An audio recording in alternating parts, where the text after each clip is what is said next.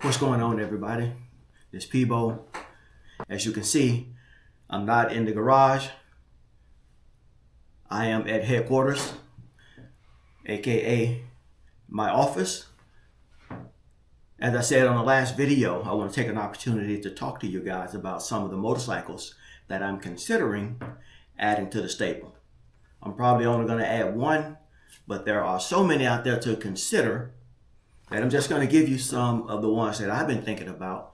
And if you have an opinion, put it in the comments.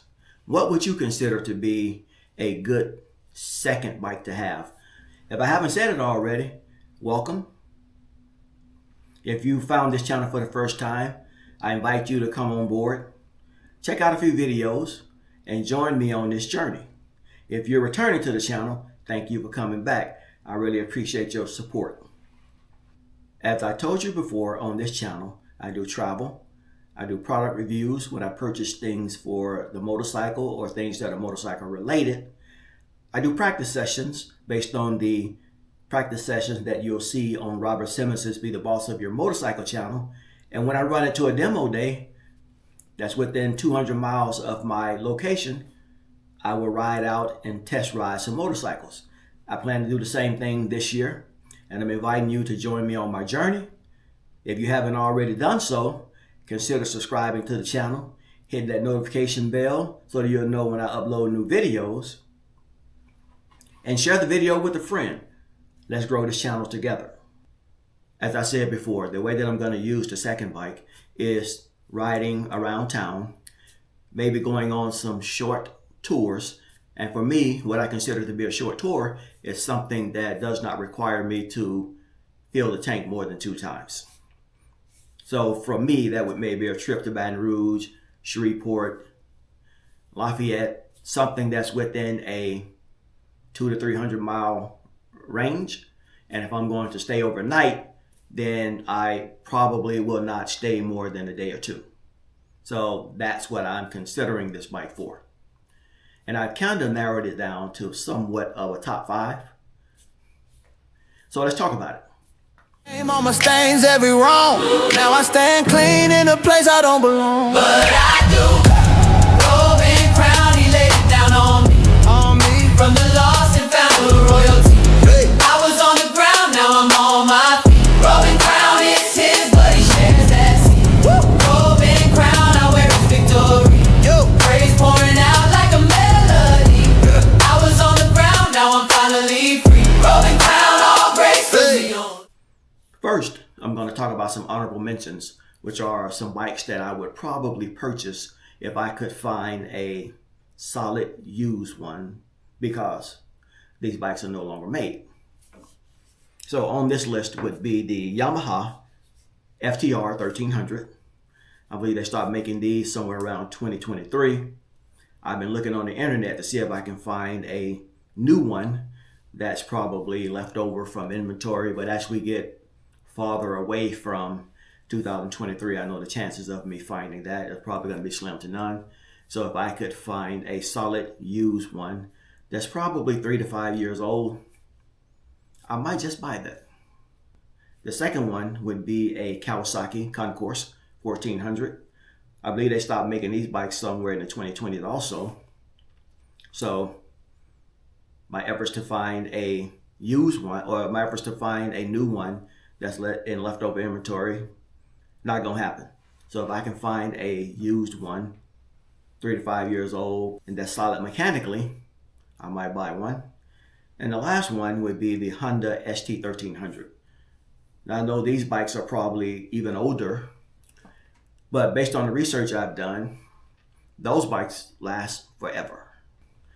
Someone who I ride with as a member of the Buffalo Soldiers said he had a friend who had one that had about 5,000 miles on it, and she no longer rode it, and she was looking to sell it. I inquired about it, but nothing ever happened. So I came close to buying the Honda ST 1300 about 2 years ago. It never happened. So those are my honorable mentions. If I could find a solid used one that's been taken care of, I would probably buy one of those. So as I go through my list, I'm going to put 2 or more motorcycles on the same line or in the same category, because this is how I would rank them according to whether or not I would purchase them.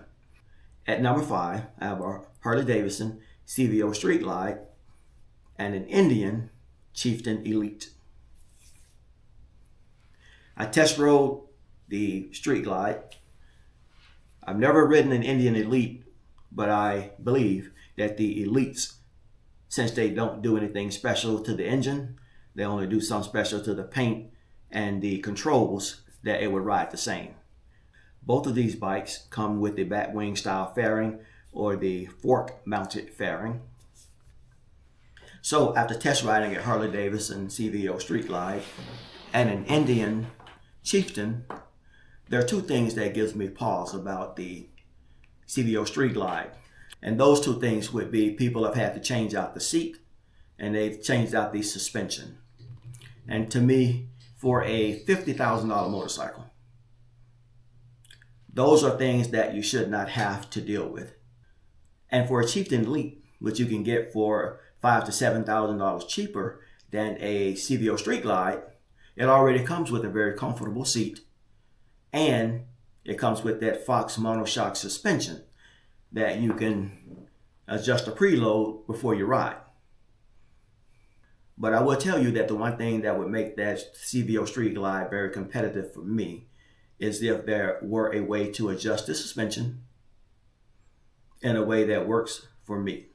And based on what I get from watching all the videos of people who actually own a CVO Street Glide, is the folks at the Harley Davidson dealership don't even know how to adjust the suspension.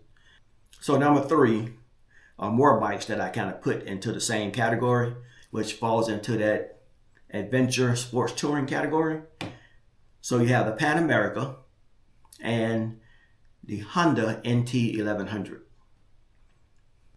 When I started my research, I was leaning heavily in the direction of the Harley Davidson CVO Pan America. And that's because it came equipped with everything that you needed if you wanted to even go do some touring on a motorcycle. Since I started my research, Harley Davidson has come out with the Pan America Limited. I've not done any research or comparison to see if there's a difference between the 2, between the CVO Pan America and the Pan America Limited, but just eyeballing the commercial, it seems like with the Pan America Limited, you get just about everything you got with the CVO Pan America. And the tires that they put on the Pan America Limited leads me to believe that it's designed more for going out and doing some long distance touring. The Honda NT 1100, I went up to my local dealership. They offered me a chance to ride it. I chose not to ride it because I know I was not in the market to buy one at the time. So who knows, if I cannot catch a Honda demo truck this year, I might go up there and take them up on their offer to ride the NT 1100. The biggest thing that the biggest advantage that the NT 1100 has over the Pan America Limited is the Pan America Limited is probably going to cost you somewhere between $28,000 to $30,000 out the door, and that's before tax, title, and license. The NT 1100, on the other hand, starts at somewhere around $11,900, close to $12,000. You can get that fully dressed with the bags and a top case and still come in under $16,000. So there is a significant price difference between the Pan America Limited and the NT 1100. But I still need to ride that NT 1100 before I can say this is the bike that I would consider. I know that I would consider the CVO Pan America. Who knows, maybe I might go look for one with low miles that still has some warranty on it. Number 3 on my line would be the Springfield Dark Horse and the Road King Special. For those of you who don't know by now, Harley Davidson has discontinued the Road King Special. So if I go get a Road King Special, I would have to try to find one that's left in inventory from 2025. But the Springfield is still being made. I would only consider the Springfield Dark Horse, not the Springfield Classic. When I went and rode that Harley Davidson Road King Special, I thought that bike was fantastic. I said on the video, while I was riding it, I can understand why police officers have so much fun riding those bikes. I would love to get a police edition, one with the solo seat. And I don't see a whole lot of things that I would have to change on that bike, because when I rode the bike, to me, the seat on the Road King Special was more comfortable than the seat on the CVOs that I test rode. The handlebars would probably have to be a little higher for me. I would probably add some custom dynamic lights. But if it comes with a 117 Milwaukee, that 117 cubic inch Milwaukee 8, I don't even know if I would have to have any performance upgrades done. When I rode the bike, it seemed like it had plenty of power, plenty of torque. But when I compare that to the Springfield Dark Horse, the Springfield Dark Horse comes with 10-inch mini apes. It comes with the Fox monoshock, but you have to manually adjust it. And I would have to talk to someone at the Indian dealership to see whether or not there's a technician there who was able and willing to adjust the monoshock to fit me before I ride off the lot with it. Because after having the electronically adjustable suspension, it kind of spoils you and make you not want to get down there and take off saddlebags and all those things to try to adjust the suspension. Even though the Springfield Dark Horse come with manually adjustable suspension, to me, the suspension on the Springfield Dark Horse is superior to the suspension that you get factory from Harley Davidson on their Road King specials. So I would have to go and get new suspension if I were to get a Road King. Before I move on to the next bike on my list, I want y'all to know that Indian just came out with the Scout Vintage. If I ride it and I really like it, it might just replace that Road King on my list. So my list will look something like the Indian Springfield Dark Horse and the Indian Scout Vintage. But we'll see. With that said, let me move on to the next item on my list. At number 2 is one bike that just stands alone, and that would be the Honda Gold Wing. When I rode the Honda Gold Wing, I told you all that the Honda Gold Wing that I would get would be the touring model. And I would get the touring model because the touring model comes with a lot more features than you get on the bagger model. I've actually been watching videos of people who actually own Honda Gold Wings and those who understand the difference between the bagger and the touring model. And there have been a couple of channels out there where it's been said that if you get a bagger model and try to add all the things that you would get on the touring model, you would end up paying more than you would actually pay had you gone out and just bought a touring model and added a trunk elimination kit. So if I am going to get a Honda Gold Wing, I will get the full dress touring model, and then I will get the trunk elimination kit and turn it into a bagger. That way, I will still have the option of putting the trunk back on the bike if I wanted to turn it into a full dresser. And I would have all the options that you would get with a full touring machine on a bagger. But we'll see. The Honda Gold Wing is number 2, and it's the only bike in that slot because I think that is such a great bike that it deserves to stand alone. So it's on my list at number 2 by itself. So now I've reached the top of my list and the 2 motorcycles that I would definitely consider adding to the stable. One would be the Indian Challenger Elite, and the other would be the Harley Davidson CVO Road Glide ST. The only thing that I didn't like about the 2025 CVO Road Glide ST that I test rode was the color.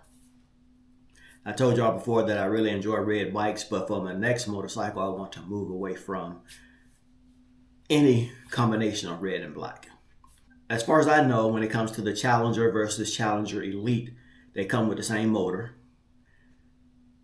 And the only thing that's changed would probably be the aesthetics, the paint job, and the controls would let you know that you're riding an Indian Elite.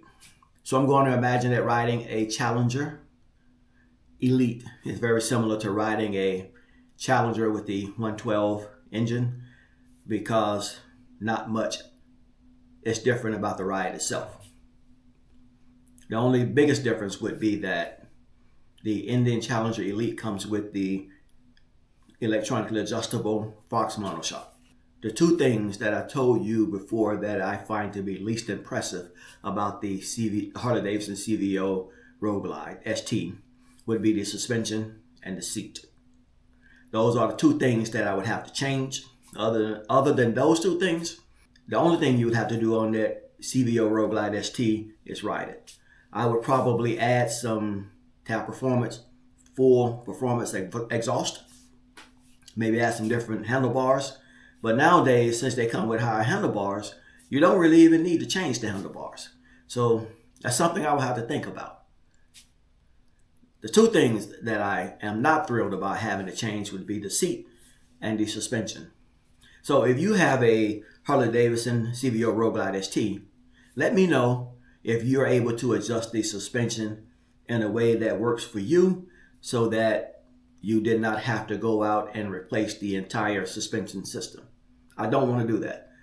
And I will not do that on my next motorcycle, especially one that I do not plan to use as my long-term touring motorcycle.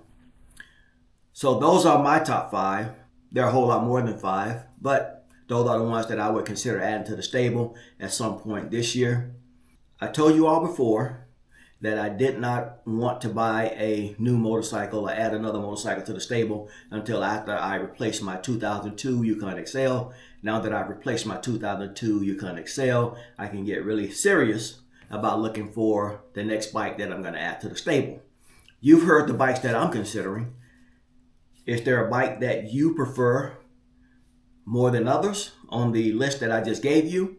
Is there a bike that's not on the list that you would consider as a second bike? Something that I might consider doing, I don't know, and maybe it's a way to even get a CVO. Or I'm already subscribed to Robert Simmons' Be the Boss of Your Motorcycle channel. I've already made up my mind that sometime this year I'm going to become a VI preloader, and I'm going to become a VI preloader just to show my appreciation for the fact that I rely so heavily on his videos when I'm out there doing slow speed practice sessions. And since I rely so heavily on him when I'm doing slow speed practice sessions, I know it's just a small thing, but it's a small token of my appreciation by just becoming a VI preloader. And if you are out there and you rely heavily on Robert Simmons' Be the Boss of Your Motorcycle, the practice sessions that he put out when you're out there practicing slow speed maneuvers, maybe you should consider becoming a VI preloader also. But I bring that up just to say this. I have been subscribed to Robert Simmons' channel for about 3 years. And over the course of me being subscribed to his channel for 3 years, I have seen on the channel where he sold at least 3 CVOs, an Indian Elite, an Indian Pursuit Elite, a Breakout, and maybe 1 or 2 other bikes that I just can't think of right now. And I was thinking, after I become a VI preloader, he always gives VI preloaders the first chance, or the order goes when he get ready to sell a motorcycle, he'll offer it to his ambassadors first. And if the ambassadors don't take it, then he offers it to the VI preloaders.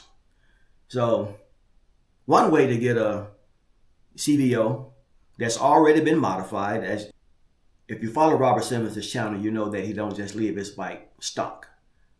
I believe through some of the partnerships that he has, he always has something done by Tab Performance.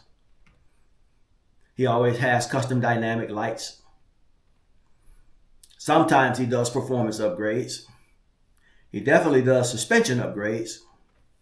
So if I were to buy a CVO, a used CVO, I would definitely be bidding on one of the CVOs that he sells, because in addition to all that, he sells them at a great price and they come with low miles.